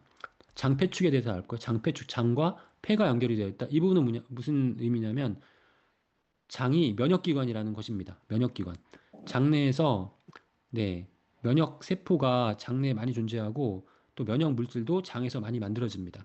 그래서 많이 이 만들어진 면역 물질, 면역 세포 이런 것들이 혈관이나 림프관을 통해서 몸 전체로 다 이동을 해서 우리 몸 전체의 면역을 향상시켜 준다는 것이죠. 특히 폐로 갔을 때 폐 감염을 억제합니다.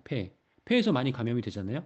네, 그폐 감염을 억제합니다. 폐에서의 방어 면역 활동을 한다는 것이죠. 그래서 대표적인 폐 감염이 얼마 전에 있었던 이제 코로나잖아요. 코로나19 팬데믹. 장이 건강하면 코로나19에 잘 감염이 안 됐고, 네, 또 감염이 됐다고 하더라도 중증으로 악화되지 않았습니다. 네, 그런 결과들이 많아요. 네, 그래서 장이 건강해야지 면역이 건강할 수 있다. 반대로 만약에 폐로 이제 감염이 됐잖아요. 그 코로나에 감염이 됐다. 그 장이 망가져요, 다. 음.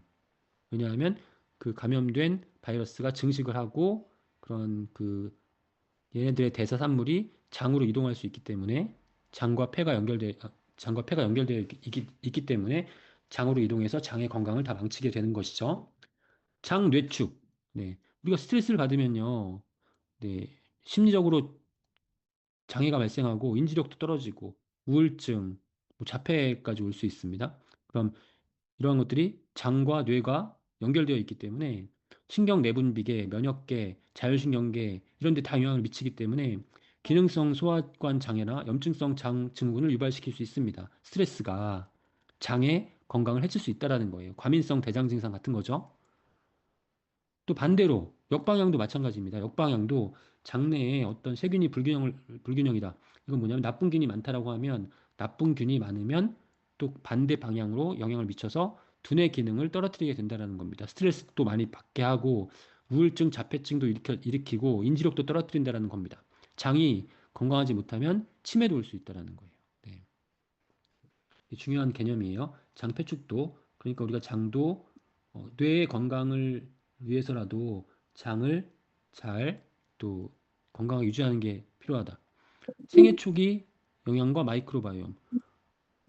어렸을 때 장이 건강해야만 평생을 건강하게 살 수 있다는 거예요. 임신, 출생 전의 외인성 요인, 그러니까 모체, 어머니 뱃속에 있을 때 이 어머니의 식이, 또 환경오염, 항생제, 위생, 병원체, 출생 방식 등의 영향을 받아서 생애 초기에 어렸을 때, 그러니까 태어났을 때, 엄마 뱃속에 있을 때, 막 태어났을 때 건강하지 못한 장내 세균총, 나쁜 균이 많았다 그러면은 면역 기능 떨어지고 이로 인한 성인이 되었을 때 비만, 당뇨, 암, 감염, 천식, 알러지 등이 나중에 발생할 수 있다. 평생에 걸친 건강에 영향을 미칠 수 있다라는 거고, 만약에 어렸을 때, 아기였을 때 장내 세균총이 건강하다, 좋은 균이 많다 그러면은 장내 세균의 균형이 유지가 되면서 정상적인 면역 기능이 가능하고 면역 관용이 실행된다. 면역 관용은 뭐냐면 면역이 내 몸에 대해서 관용적이다라는 거예요. 내 몸에 대해서, 그러니까 면역 관용이 없다 그러면 면역 체계가 내 몸에 대해서 관용을 베풀지 않아. 내 몸을 공격해. 그럼 뭐가 생기죠? 자가 면역 질환이나 면역 과민 반응, 아토피나 알러지가 생긴다는 거예요. 네. 그렇지만 정상적인 면역 기능을 유지하고 있다면 면역 관용이 발휘된다. 네. 아토피나 알러지가 생기지 않는다라는 거예요. 네. 이게 바로 중요한 면역에 있어서의 역할입니다. 그러니까 생애 초기에 얼마나 잘 이 체내에 좋은 균이 많은 것이 중요한가를 네, 보여줍니다. 그리고 이제 프로바이오틱스 같은 경우에는 왜 어린이 또 애들에게 중요하냐면 요즘 아이들도 굉장히 그 장 건강이 안 좋잖아요. 네. 그래서 이 장 건강을 유지하기 위해서 프로바이오틱스 중요하고 그다음에 또 원활한 배변 활동에 도움이 되고 근데 우리 아이들 어린이 같은 경우에는 가장 중요한 신체 기능이 뭐냐면 네, 성장을 하기 위해서는 내가 먹은 음식물 영양소가 소화가 잘 돼야 돼. 소화 기능이 가장 중요하고 그다음에 면역 체계가 생성되는 그러한 시기이기 때문에 면역 기능이 굉장히 중요합니다. 소화 기능, 면역 기능 두 가지가 가장 중요해요. 어렸을 때, 아기였을 때, 어린이 시기에는. 근데 면역 기능, 소화 기능 두 가지 기능의 발달에 영향을 미치는 영양소가 바로 프로바이오틱스라는 겁니다. 장 건강과 면역. 그래서 어렸을 때부터 이 면역이 매우 중요하다는 점 꼭 기억하셨으면 좋겠습니다. 네. 나이가 들면서 우리 몸에 좋은 균들은 어렸을 때는 정상적인 그런 어떤 영양 관리가 되었다면 좋은 균들이 우리 몸의 대부분을 차지합니다. 특히 이제 비피더스만을 보면 영유아기 때 아기였을 때 비피더스균이 전체의 균의 70% 차지합니다. 좋은 균이 70%라는 거죠. 근데 비피더스 말고 다른 좋은 균도 있어서 아기 때에는 99%가 좋은 균이에요. 몸 안에. 그런데 노년기 한 60세, 65세 정도 되면은 좋은 균이 5% 미만으로 떨어져요. 그러니까 이게 무슨 얘기냐면 나이가 들어가면 들어갈수록 장내에 좋은 균이 줄어들고 나쁜 균이 많아진다. 음. 이렇게 되면 이 결국 이렇게 그 장내의 균총의 분포 비율이 노화와도 관련이 있다는 것을 추측하게 하는 겁니다. 네, 노화가 진행되면 좋은 균이 적어지고 나쁜 균이 많아진다. 그러니까 우리가 좋은 균을 보충하는 것이 건강을 유지하는 데 도움이 될 수 있다는 것을 또 거꾸로 추론할 수가 있다는 것입니다. 마이크로바이옴은 우리 그 장내 미생물 그 생태계를 마이크로바이옴이라고 하잖아요. 균의 종류가 좋은 균이 네, 젊었을 때 많았는데 나중에 나이가 들면 좋은 균이 종류가 줄어듭니다. 장내 균 다양성이 줄어든다라고 표현합니다. 장내예요. 나이가 들면 물론 어렸을 때에는 좋은 균만 있어요. 좋은 균만 있기 때문에 균의 종류가 다양하진 않아요. 좋은 균만 있으니까. 그러다가 이제 점점 나이가 들면서 좋은 균의 종류도 늘어나고 또 나쁜 균도 많아지고 그런데 나이가 더 들면 노화가 진행되면 좋은 균의 종류가 줄어든다라는 거예요. 이게 이제 장내 균 다양성이 감소한다라고 표현하게 되는데 만약에 이제 장내 균주 다양성과 인간의 질병이라고 하는 논문이 있고 이와 유사한 논문이 아주 많거든요. 근데 이렇게 되면 장내 균종의 다양성이 감소하면 같은 나이더라도 장내에 좋은 균의 종류가 적은 경우에는 질병의 발생 가능성이 높아진다는 결과가 나오고 있습니다. 그러니까 면역 질환 같은 크론병이나 대장염 같은 면역 질환, 뭐 제1형 당뇨, 다발성 경화증 이런 것도 다 면역 질환이죠. 또 대사 질환, 비만이나 제2형 당뇨, 암, 자폐 스펙트럼 장애 이런 것들도 다 증가한다라는 그런 결과들을 보여주고 있는 논문이에요. 그러니까 좋은 균이 더 다양해져야 된다. 좋은 균이 다양해진다라는 것이 결국 건강이 개선되었다는 것을 판단하는 그런 지표라는 것입니다. 그리고 좋은 균이 많아지면, 종류가 많아지면, 네, 염증이 줄어듭니다. 네, 염증. 우리가 지금 이 그림은 어떤 연구의 결과를 보여주냐면, 건강한 성인, 그 다음에 또 건강한 어르신, 그리고 100세 이상이신 어르신, 이렇게 비교한 거예요. 비교했더니, 이 나이가 드셔도 건강한 어르신들은 염증 수치가 젊었을 때랑 거의 유사해. 염증 수치가 원래 나이가 들면 높아져야 되거든요. 염증이 증가하니까. 그런데 이 나이가 들어서도 염증 수치가 네, 그대로 유지가 되고 있다는 거예요. 그 염증 수치가 왜 유지가 되고 있냐? 그 원인을 보니까 장이 항상성을 유지하고 있었다. 항상성은 정상적이고 건강한 상태를 유지하려고 하는 성질이 항상성이거든요. 그러면 이 장 항상성을 유지하고 있었던 원인은 뭐냐면 장내에 유익한 균이 많았고 종류가 많았고 장내에 유익한 균이 만들어내는 그런 짧은 사슬 지방산, 단쇄 지방산 같은 포스트바이오틱스가 많았다라는 거예요. 다시 말하면 장내에 유익한 균이 잘 유지가 되고 그다음에 얘네들이 만들어내는 어, 포스트바이오틱스가 충분하면 장 항상성이 잘 유지가 되고 그러면 염증이 증가하지 않는다. 네, 결론적으로. 장내 좋은 균이 많고 좋은 균이 만들어내는 대사산물이 충분하면 염증이 증가하지 않는다. 그러면 질병과 노화를 예방할 수 있다는 것을 의미합니다.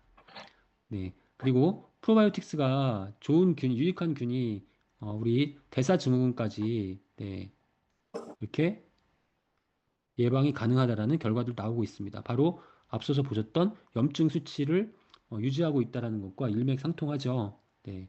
그래서 인슐린 저항성을 개선시키고 또 포만감을 느끼게 하는 인자를 증가시켜서 과식을 억제하고 또 인슐린의 분비를 또 촉진하고 네, 그다음에 염증 및 심혈관 지표를 개선하는 것으로 나타나고 있습니다. 그래서 이 프로바이오틱스가 우리 건강에 대사증후군에도 좋은 영향을 미친다는 것을 알 수 있습니다. 네, 장 건강에 대해서 우리가 현대인들의 장 건강 문제와 그리고 장 건강에 도움이 되는 식이섬유와 프로바이오틱스에 대해서 알아봤습니다.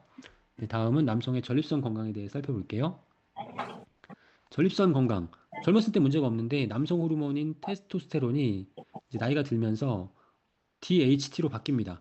DHT, 디하이드로 테스토스테론, 네, 디하이드로 테스토스테론을 바뀌는데 얘네들이 전립선 안에 그 남성 호르몬 수용체와 결합을 하게 되면은 전립선이 성장을 하게 돼요. 그럼 전립선이 비대해지는 거예요. 이게 문제가 되는 거죠. 그러니까 이 전립선이 비대해지면서 여러 가지 그런 불편함을 느끼게 되는 거죠. 네. 양뇨, 빈뇨, 소변에 문제가 생기는 거죠. 그러면 이 전립선의 건강 문제를 해결하려면 근본적으로는 이 5알파 환원 효소와 DHT를 줄이면 돼요. 효소를 줄이거나 아니면 DHT를 줄이면 전립선이 성장하지 않고 불편함을 막을 수가 있거든요. 그 역할을 할 수 있는 그러한 식물이 두 가지가 이제 발견이 됐고 이 두 가지를 이용해서 이제 전립선 건강에 도움이 되는 그러한 건강기능식품으로 이제 개발을 하게 된 것이죠. 소팔메토죠. 첫 번째 소팔메토, 네, 로르산이라고 하는 생리활성 물질이 있고 DHT를 조절할 수 있습니다. 소팔메토는 DHT를 조절할 수 있고요. 그다음 또 하나는 네틀루트라고 하는 그런 식물입니다. 네틀루트 대표적으로 식물성 스테롤을 함유하고 있는데 베타시토스테롤이 대표적이죠. 베타시토스테롤이 함유가 되어 있고 이 네틀루트에 함유되어 있는 베타시토스테롤은 아까 그 효소 있잖아요. DHT를 만드는 효소를 억제해요. 그러니까 DHT가 안 만들어지는 거예요. 그러니까 소팔메토는 DHT를 억제하고 네틀루트는 그 효소를 억제하니까 결국 전립선이 성장하는 것을 막아줄 수 있다. 그래서 전립선 건강에 도움이 된다라는 것이죠. 네. 자, 그러면 이거는 아까 앞에서 보셨던 그림하고 똑같잖아요. 근데 뭐가 틀리냐면 지금 세포만 틀린 거예요. 앞에 보셨던 그림에서는 전립선 세포였고 지금 이 그림에서는 무슨 세포예요? 모유두 세포, 모유두 세포. 세포만 틀려. 근데 과정은 다 똑같아. 결국 이 5알파 환원 효소와 DHT가 모유두 세포와 결합하게 되면 탈모를 유발시킨다는 거예요. 과정이 똑같죠? 네, 과정이 똑같아요. 그래서 이건 무슨 얘기예요? 결국 전립선 비대를 예방할 수 있는 성분이 탈모도 예방할 수 있다는 거거든요. 네, 메커니즘은 똑같습니다. 물론 뭐 함량이나 뭐 이런 부분 때문에 효과는 기대할 수 없겠지만 메커니즘은 똑같다. 그래서 DHT, 아까 소팔메토, 네틀루트에 들어있는 식물성 스테롤, 베타 시토스테롤 들어보셨죠? 피토스테롤이라고 합니다. 식물성 스테롤을 파이토스테롤, 피토스테롤이라고 하는데 이 피토스테롤이 함유되어 있으면 모발 건강에 도움이 될 수 있다는 겁니다. 모발 밀도 증가, 모낭에서의 유분 감소, 수분 공급, 두피 진정 효과, 항염증, 항산화. 그래서 네, 모발 건강에 도움이 된다. 식물성 스테롤. 파이토스테롤 혹은 피토스테롤이 모발 건강에 도움이 된다. 그 메커니즘은 전립선 건강과 똑같다. 그래서 파이토스테롤이 함유되어 있는 제품이 모발 건강에 도움이 된다라고 할 수 있는 거죠. 그래서 다른 우리 그 모발 건강에 도움이 되는 제품이 있기 때문에 참고하시라고 이렇게 말씀을 드렸습니다. 네. 자, 이번엔 여성 건강 문제로 한번 가보도록 하죠. 요즘 현대인들 뭐 다양한 여성 건강 문제가 있잖아요. 근데 이제 그 에스트로겐 우세 현상이라고 하는 것이 현대 여성들의 건강 문제의 핵심이라고 할 수 있습니다. 그러니까 우리 여성 호르몬 에스트로겐, 프로게스테론이 균형을 잘 이루어야 되는데 이제 균형이 깨졌다는 거예요. 그래서 지금 오른쪽에 보시면 에스트로겐 우세 현상의 그 증상들이 있잖아요. 생리전 증후군 및 과다한 생리출혈, 생리주기 불규칙, 신진대사 기능이 떨어지고 자궁 근종, 그다음에 비만, 또 기미 등 피부 색소 침착, 만성 피로, 우울증, 부종, 그다음에 암, 불안정한 혈당 상태, 대사증후군, 고혈압 위험, 심혈관계 질환, 치매까지 다 이게 에스트로겐 우세 현상 때문에 이러한 증상의 가능성이 높아지게 되는 건데 이게 왜 그러냐면 에스트로겐과 프로게스테론이 균형이 중요한데 젊었을 때 지금 보시면은 네, 위쪽에 동그란 원이에요. 보시면은 에스트로겐이 프로게스테론보다 높기 때문에 이게 약간 불균형 현상이 있는데 나이가 들면 에스트로겐이 떨어지지만 프로게스테론이 더 떨어지기 때문에 이 에스트로겐 우세 현상이 더 악화가 된다는 것입니다. 그러면서 이러한 오른쪽에 그러한 증상들이 더 많이 발생하게 된다. 그럼 도대체 왜 이런 그 불균형이 발생하느냐? 그 이유는 바로 가짜 에스트로겐 때문에 그렇습니다. 가짜 에스트로겐이 우리 몸에 들어오면은 굉장히 큰 독소로서 작용을 하게 돼요. 독소로서 작용을 하게 되고, 그러니까 에스트로겐은 엄청나게 많아지는 것처럼 우리 몸이 인식을 하게 되는 거죠. 가짜 에스트로겐이 이런 환경 독소로부터 유래가 되니까 에스트로겐이 많아지는 거고.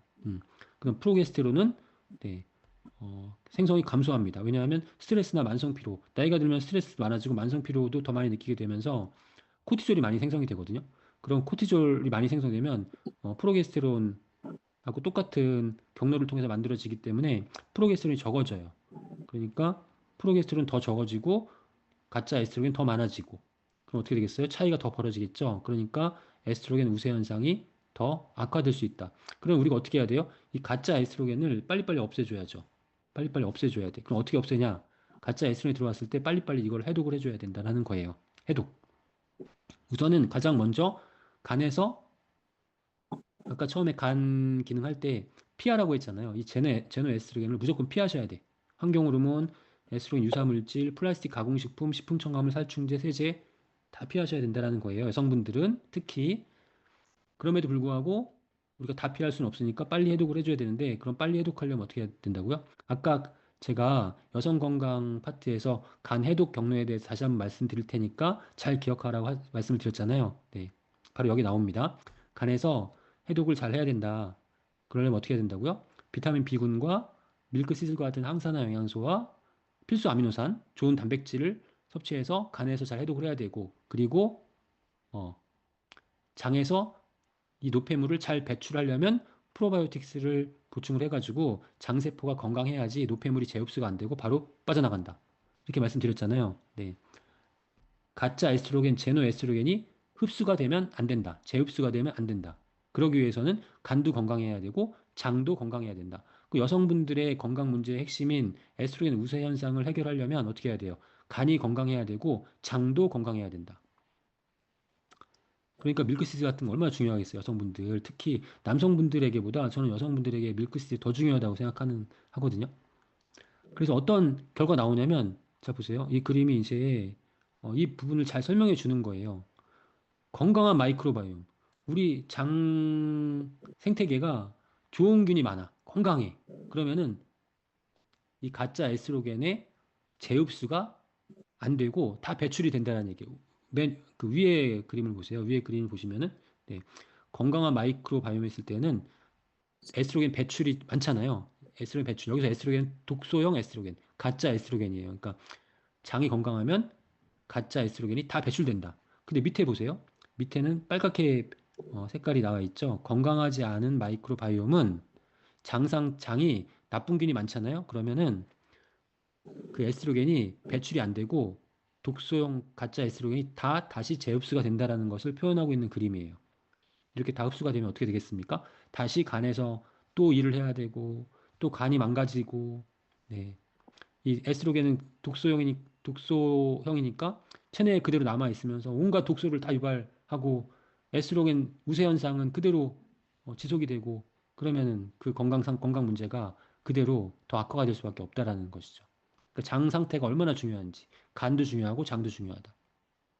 또 지난 시간에 이제 우리가 언급을 했었지만 호르몬 축 다 영향을 미친다. 부신, 갑상선, 성호르몬선 다 영향을 미친다. 그러니까 부신과 갑상선이 안 좋다. 둘 중에 하나라도 안 좋다. 성호르몬선까지 셋 중에 하나라도 안 좋다 그러면은 모든 호르몬 기관이 다 같이 망가지게 된다라는 것. 네, 그러니까 결국 이런 호르몬 계통의 문제는 전체적으로 건강 관리 하셔야 된다라고 다시 한번 말씀을 드리는 거. 예를 들면 다낭성 난소 증후군 같은 경우가 성호르몬에 문제가 있어서 난소 호르몬에 문제가 있어서 발생하는 그러한 증상이 아니라 부신이나 갑상선이 안 좋았을 때에도 성호르몬선이 나빠지기 때문에 결국 다낭성 난소 증후군 같은 현대 여성들에게 많이 빈번히 발생하는 이러한 증후군이 이러한 그 부신이나 갑상선의 기능 저하로 인해서도 발생할 수 있다라는 것. 다 연결되어 있다라는 것을 다시 한번 말씀을 드리는 거예요. 자, 그렇다면 이제 갱년기 건강을 한번 넘어가 볼게요. 갱년기에는 이제 에스트로겐과 관련되어 있으니까 에스트로겐이 감소하잖아요. 그런데 이게 지금 보세요. 이렇게 에스트로겐 수용체는 알파와 베타가 있어요. 알파는 성적 발달, 생식 관련한 수용체이고 베타는 다른 신체 기관에 있는 그런 수용체입니다. 에스트로겐이 나이가 들면 갱년기가 되면 감소하잖아요. 그러면은 이 에스트로겐 수용체 알파에는 에스트로겐이 원래 안 가야 돼. 그 나이대가 되면 그 시기가 되면 그러니까 문제가 없는 거예요. 근데 다른 신체 기관에 에스트로겐이 부족하기 때문에 에스트로겐이 감소하니까 부족하기 때문에 두뇌, 심혈관, 간, 뼈, 피부 이런 데가 다 문제가 생기는 거예요. 이게 이제 갱년기 증상이라는 거예요. 그 여기서 우리가 의문이 하나 생기잖아요. 아까 그 가짜 에스트로겐이 그렇게 우리 몸 밖에서 많이 들어오는데 그렇게 많은 가짜 에스트로겐이 이렇게 많은데 왜 에스트로겐이 부족하냐? 이 가짜 에스트로겐 아까 보셨던 가짜 에스트로겐이 어디로 가냐면요. 이 가짜 에스트로겐은 베타로 안 가고 알파로만 가요. 알파로만. 알파에만 작용한단 말이에요. 그러니까 걔네들이 밖에서 가짜 에스트로겐이 아무리 많이 들어와도 우리 몸에 독성만 유발시키지 여기 베타 쪽으로 안 가니까 두뇌, 심혈관, 간, 뼈, 피부가 에스트로겐 도움을 받지 못하는 거예요. 그런데 이런 독성 에스트로겐이 어디로 간다고? 알파로 간다고 했잖아요. 알파는 지금 가야 돼, 안 가야 돼? 안 가야 돼. 이쪽은 안 가야 돼, 이제. 근데 지금 이쪽으로 가잖아요. 이쪽으로 가면 어떻게 돼? 이게 성장을 안 해야 되고 증식을 안 해야 되는 이쪽에 성장 증식이 일어난단 말이에요. 그러니까 암이 된다는 거예요. 유방, 자궁, 난소암이 생긴다라는 거예요. 독성 에스트로겐이 그걸 유발시킨다. 그래 결국은 이쪽으로는 안 온다. 베타 쪽으로는. 그러면 우리가 어떻게 해야 돼? 네. 결국은 이제 여기가 다 불편해지는 거예요. 그래서 갱년기 증상이 나타나게 되는데 결론적으로 갱년기 증상 불편할 뿐이지만 나중에는 갱년기 지나면서 궁극적으로는 심혈관계가 다 망가지고 뼈 건강이 다 망가지는 거. 왜냐하면 에스트로겐이 원래 정상적으로 우리 몸에서 발생하는 에스트로겐이 혈압도 낮추고 혈당도 낮추고 이런 역할을 하고 있었는데 정상적인 에스트로겐이 없어지니까 결국 어떻게 돼? 네. 심혈관 건강이 다 망가지게 되는 거고, 그다음에 뼈도 정상적인 에스트로겐이 우리 혈액 중에 칼슘 농도를 유지하고 있었는데 혈액 중에 칼슘 농도가 떨어지게 되거든요. 그러면 혈액 중에 있는 칼슘 농도는 그 상태를 계속 유지해야 되기 때문에 뼈에서 칼슘을 계속 녹여가지고 내보내는 거예요. 그러니까 골다공증의 어, 발병률이 계속 증가하게 되는 것이죠. 결국은 이런 갱년기 증상을 거쳐서 심혈관계 건강과 뼈의 건강에 나쁜 영향을 미치기 때문에 우리가 건강 관리하기 위해서는 심혈관계 건강 관리, 그다음에 뼈 건강 관리 하셔야 된다라는 것이죠. 네. 폐경후 여성의 70%가 복부 지방, 복부에만 과도하게 지방이 쌓이게 되는 거고, 그다음에 지방간, 간 기능 장애도 발생하고, 그다음에 만성 피로, 또 수면 장애 이런 것 때문에 심혈관 건강 관리를 위해서 오메가3 지방산이나 코엔자임 Q10, 식이섬유, 단백질, 비타민 B군, 비타민 E를 잘 보충해 주셔야 되고 또 뼈 건강, 골다공증이 급격하게 증가하기 때문에 칼슘과 마그네슘, 비타민 D, 비타민 K, 단백질, 구리, 비타민 C도 함께 충분하게 잘 보충해 주시는 것이 필요하다. 그리고 이제 갱년기 증상이 심하니까 이제 여성 호르몬 대체요법을 받으시는 경우가 있어요. 아주 심할 때만 받으시는데 왜냐하면 이게 이 호르몬 대체요법을 인공적으로 호르몬 대체요법 받으시면은 장기간 지속적으로 하실 경우에 부작용이 생깁니다. 유방암 같은 심혈관계 질환의 유방암이 증가할 수 있기 때문에 일시적으로 사용하시는 게 좋겠다. 대신 우리가 천연 성분 중에서 천연 식물성 성분 중에서 에스트로겐 수용체 베타에 주로 작용하는 성분이나 아니면 수용체 베타를 활성화시키는 성분이 있으면은 갱년기 증상 완화에 도움이 되겠죠. 네. 우리 여성 호르몬 에스트로겐처럼, 천연 에스트로겐처럼 정상적으로 우리 몸에서 만들어지는 에스트로겐처럼 작용하는 것이 바로, 식물성 에스트로겐이라고 하는 이소플라본, 콩입니다. 콩. 콩에 들어있는 이소플라본이 에스트로겐보다 500에서 1000배 정도 효과가 약하지만, 우리가 콩을 자주 섭취하면, 그 농도가 한 뭐 몇백 배 이상은 증가시킬 수 있기 때문에, 그러면은 그 어느 정도는 보충을 할 수 있다라는 거예요, 에스트로겐을. 그래서 이 콩이나 콩을 재료로 한 그러한 음식을 주로 많이 섭취하실 것을 권장을 드리는 거예요. 여성분들에게. 네, 에스트로겐을 대체하기 위해서. 이 이소플라본은, 콩에 들어있는 이소플라본은 에스트로겐과 유사한 역할을 하는 그런 성분이고, 또 다른 식물성 에스트로겐, 또 다른 성분은 에스트로겐 수용체 베타를 활성화시켜가지고 적은 양의 에스트로겐만 있어도 이 그 효과를 극대화시키는 성분들이 있어요. 그러니까 에스트로겐 수용체 베타를 활성화시키는 성분. 그게 바로 루바브 뿌리 추출물에 들어있는 라폰티신 성분이라는 거예요. 네, 이 라폰티신 성분. 이제 이 라폰티신 루바브 뿌리 추출물을 보충했을 때에 네, 여성들의 그런 어떤 삶의 질, 또 갱년기 삶의 질 이런 평가들이 다 개선되었다는 결과 나오고 있고 이 메커니즘 바로 에스트로겐 수용체 베타를 활성화시켜 가지고 네, 에스트로겐은 적어졌지만 이 베타가 활성화되면서 이 효과를 좀 향상시키는 그래서 이 갱년기 증상을 완화시키는 그런 메커니즘을 가지고 있습니다. 네. 루바브 뿌리 추출물에 라폰티신.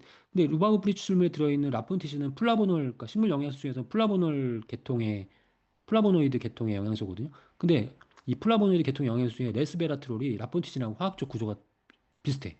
화학적 구조가. 그 구조가 비슷하다는 거예요. 그 구조가 비슷하면은 같은 또 기능을 할 수 있지 않을까? 근데 같은 기능을 합니다. 거의 레스베라트롤. 레스베라트롤이 적포도주에 들어있는, 포도에 들어있는 식물 영양소. 네, 적포도주. 네, 포도 발효시켰을 때 나오는 식물 영양소인데, 이 식물 영양소가 항염증 항산화, 그다음에 제2형 당뇨병, 관절염 증상 완화시킬 수 있고, 안면 홍조, 기분 우울증, 뭐 야간 발한 등과 같은 갱년기 증상 완화에 도움이 될 수 있다. 같은 종류의 식물 영양소이기 때문에 그렇다라는 거예요. 네. 그다음에 여성 건강을 위한 파이토케미컬. 그럼 여성 건강을 위한 또 다른 그런 식물성 에스트로겐이 없느냐? 네. 이 문헌은 일리노이 주립대학의 그 문헌인데요.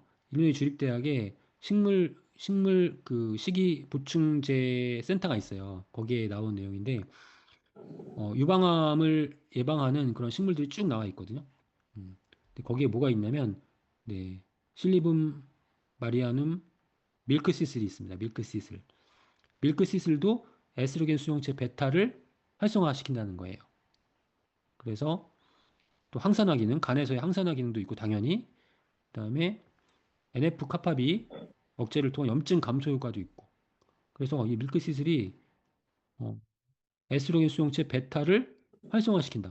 이게 무슨 잠깐만요. 얘기냐면 연속에 옮기셔야 루바브 뿌리 되는데, 추출물에 그냥 있는 옮기세요. 라폰티진과 같은 역할을 한다는 혹시 겁니다. 유튜브 가셔야 되네요. 그러니까 밀크시슬이 굉장히 중요하죠.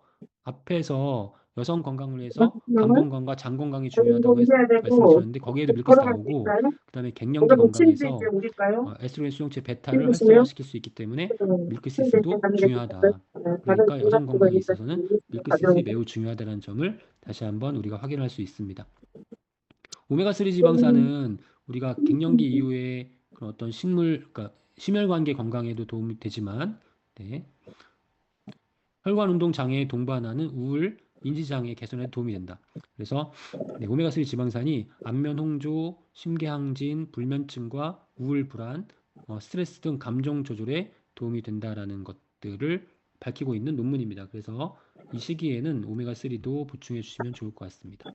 네, 수면 기능성 성분 계속 몇 번 지금 나오고 있죠.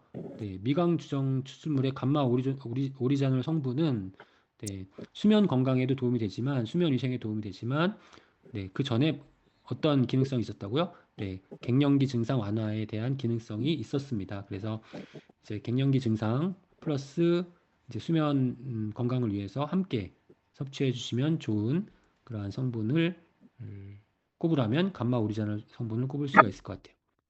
이제 정리 한번 해보겠습니다.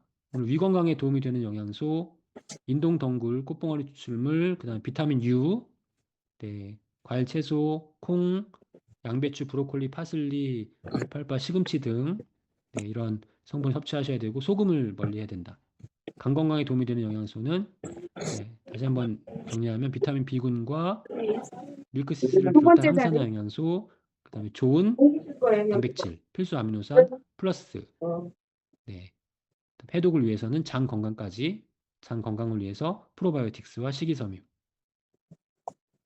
전립선 건강에 도움이 되는 영양소는 소팔메토, 네틀루트, 여성 건강에 도움이 되는 영양소, 네, 식물성 에스트로겐, 루바브 뿌리 추출물, 밀크시슬, 레스베라트롤, 또 콩에 들어있는 이소플라본, 또 심혈관 건강에 도움이 되는 영양소, 뼈 건강 관련된 영양소 쭉 말씀을 드렸어요. 또 여성 건강에 대해서 한번 정리해 볼게요. 네, 호르몬 불균형의 문제, 이렇게 에스트로겐 하시는 거야? 우세 현상, 제노 에스트로겐 독소 때문이다. 또 만성 피로 스트레스 피해야 된다. 왜?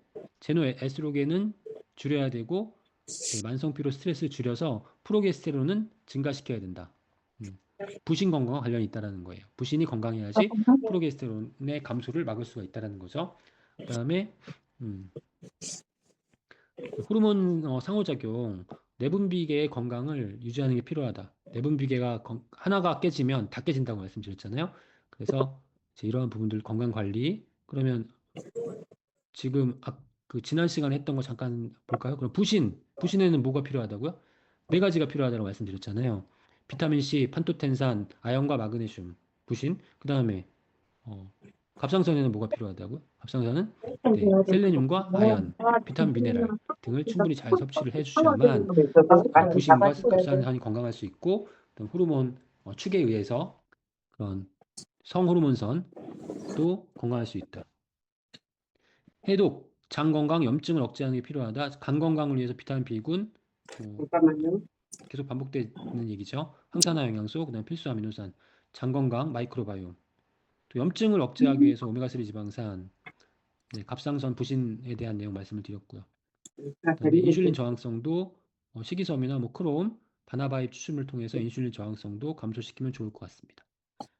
자, 두 번째는 디톡스 다이어트에 대해서 알아볼게요. 디톡스 다이어트가 뭐냐면 그 앞서서 이제 그 오비소겐 그 화학 성분, 환경 호르몬 물질이 우리 몸에 들어오면 비만을 유발시킨다라고 했잖아요. 그러니까 결국 이게 무슨 얘기냐면 이러한 물질들이 독소들이 우리 몸에 들어오면은 이 독소의 농도를 감소시키기 위해서 우리 몸은 체지방 안에 가둬서 이 독소를 중화시키려고 해요. 체지방 안에 가둬서. 그러니까 체지방을 많이 끌어모은단 말이에요. 그러니까 체지방률이 높아지는 거예요. 비만이 된다는 얘기죠. 그런데 이제 우리가 이제 여기서 다이어트를 할 때 이제 줄여야지, 독소를 줄여야지 체지방을 줄일 수 있다라는 거예요. 체지방만 줄이면 독소의 농도는 높아지기 때문에 다시 우리 몸은 체지방을 다시 모은다는 거예요. 이게 요요 현상이라는 거거든요. 그러니까 결국은 궁극적으로 다이어트에 성공하기 위해서는 그런 독소에 의한 비만이 많기 때문에 그런 독소에 의한 비만일 경우에는 독소를 제거하는 다이어트가 필요하다. 단순히 체지방을 줄이는 다이어트가 아니라 독소를 줄이는 다이어트가 필요하다라는 거예요. 그러니까 어떤 비만인지 거기에 따라서 다이어트 방법이 틀려질 수 있다라는 다른 거죠. 건 이제 옮기시는데요. 그래서 이 냉장고에 독소를 있는 거 줄이기 다 위해서는 가져오실까요? 식이섬유, 냉장. 프로바이오틱스, 이쪽도 하나 네, 담그시고. 아까 그 해독을 위한 밀크시슬, 비타민, 비군, 아미노산, 항산화 영양소 이런 것들이 필요하다라는 것입니다. 독소를 줄여야 돼. 독소를 피하고 줄이고 또 다시 재건하고 이 과정이 디톡스 다이어트의 이론이 된다라는 것입니다. 다음은 네, 간 건강 관련해서 이제 질문 많이 하시는데요. 급격히 간 수치가 증가하는 경우가 있어요. 그러니까 간에 문제가 생기면 급격하게 간 수치가 증가하는데 그렇지 않은 경우도 간혹 있거든요. 어떤 경우냐면 근육에도 이러한 간 수치, 간 효소치가 똑같은 효소가 근육에도 있어요.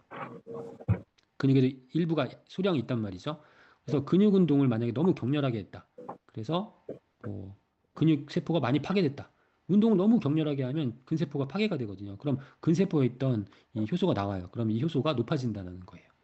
그래서 그럼 이 효소가 높아졌으니까 간에 문제가 있는 거냐? 간에 문제가 없을 수 있다라는 것입니다. 횡문근 융해증.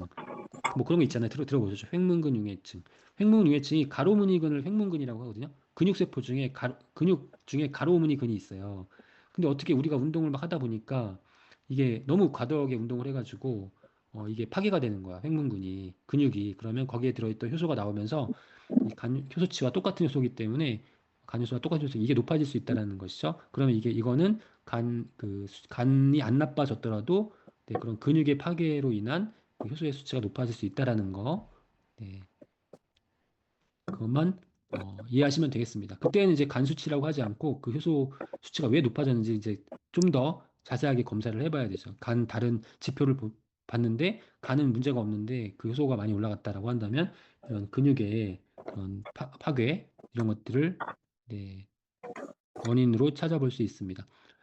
장 피부축 우리가 피부가 문제가 있을 때에도 장이 안 좋으면 피부가 문제가 되는 거예요. 그러니까 장에 그런 독소가 많이 인입이 되고 우리 몸으로 그러면 피부가 안 좋아진다. 여드름, 뭐 예를 들면 아토피, 건선 지루성 피부염 이런 것들이 다 광노화, 일반 노화 이런 것들이 다 장 건강 상태에 영향을 미칠 수 있고 이 장 피부축과 관련된 연구도 상당히 활발하게 이루어져 있습니다. 그래서 항노화, 피부 미백 작용, 주름 예방, 피부 보습, 기미 침착, 자연 노화 이런 것들에 대해서 관련이 있는 그러한 지금 그 프로바이오틱스들, 그러니까 균들을 지금 쭉 나열을 해놓은 거예요. 이런 균들이 이러한 다양한 피부 문제를 해결하는 데 도움이 된다라고 하는 그 연구 결과들이 많이 발표가 되어 있습니다. 그래서 장과 피부도 연결이 되어 있다.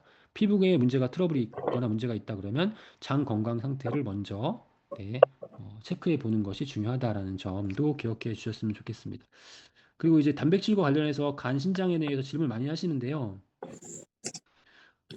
단백질을 많이 섭취하면 간 신장에 부담이 되는 거 아니냐, 간 신장이 나빠지는 거 아니냐 이렇게 말씀을 많이 하시는데 그거는 계속 제가 강조드리지만 잘못된 정보다. 거기는 그러니까 뭐지 또? 간과 신장의 또 건강을 위해서 어디 단백질이 가셨나? 필요하다. 또 그런데 거기 가시더니 간과 신장에 문제가 생기면 단백질은 제한해야 된다라는 것입니다. 네. 잘못 생각하시면 안 돼요. 내가 간과 여기도 신장을 가셨나? 건강하게 유지하려면 좋은 단백질이 더 많이 필요하다. 그런데 어떤 다른 이유 때문에 간과 신장이 망가졌으면 그때는 단백질은 제한해야 된다라는 것입니다. 그러면 그 간과 신장을 망가뜨리는 다른 이유는 뭐예요? 독소죠, 독소. 알코올, 지방 이런 것들이 간 망가뜨리는 거잖아요. 지방간이잖아요, 지방간. 음, 지방간. 그래서 신장과 간이 저하됐으면 그때는 네, 제한을 해야 된다. 근데 보통 일반적인 권장 단백질 섭취량은 체중 곱하기 1g입니다. 그러니까 예를 들면 내가 체중이 60kg이면 하루에 60g의 단백질을 섭취해도 된다라는 의미입니다. 근데 건강한 사람이라면 요즘 이제 최근에 미국에서도 이제 단백질 섭취량을 증가시켜야 된다는 발표를 했어요. 올해 체중 곱하기 2g을 초과하지 않는 양 이내에서는 단백질을 보충해도 커다란 문제가 되지 않는다. 다만 식물성 단백질로 보충하는 것을 저는 권장합니다. 식물성 단백질이 더 좋습니다. 네. 동물성 단백질 섭취했을 때는 또 다른 부차적인 문제가 발생할 수 있기 때문에 콜레스테롤 지방의 문제가 발생할 수 있기 때문에 그런 거죠. 네.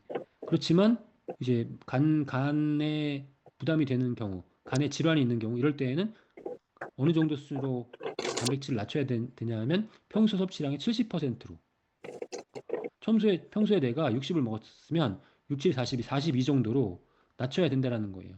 그러니까 단백질을 아예 제한하면 안 돼요. 낮추라는 거죠.